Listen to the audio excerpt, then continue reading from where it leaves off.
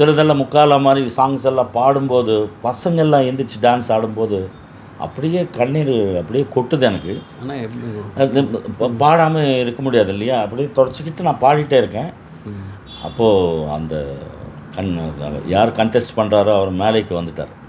ஒரு 1.5 hour கிட்டத்தட்ட ஒரு 12, 13 பாட்டு பாடிட்டேன். என்னால் அவங்க பாடிட்டு இருக்கிறவங்க நிறுத்த முடியல அவங்க. ஸோ ஒரு சுச்சுவேஷனில் மேடைக்கு வந்துட்டார். வந்துட்டு ஒரு கலைஞருடைய வாழ்க்கை பாருங்கள், உங்கள் எல்லாரையும் சந்தோஷப்படுத்திருக்கிற மனோ அவர்களுடைய அப்பா வந்து தவறிட்டார்.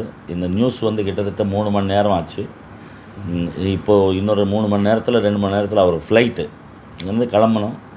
அவர் ஏர்போர்ட்டுக்கு போக சொன்னாலும் இங்கே வந்து இந்த 5000 6000 பேரை சந்தோஷப்படுத்தி அப்புறம் போகணும் அப்படின்ற, ஏர்போர்ட்டுக்கு போகணும் அப்படின்ற ஒரு எண்ணம் அவருக்கு வருதுன்னா, இவரை பெற்ற தாய் தந்தை ஒரு அற்புதமான ஒரு இசைக்கு அவங்க வந்து நன்றி அவங்க செலுத்தினதுனால தான் இந்த மாதிரி ஒரு பையன் பிறந்திருப்பான் அப்படின்ற மாதிரி அவரும் ரொம்ப இதுவாக பேசினார். எல்லாம் மௌனம் செலுத்த சொன்னார்.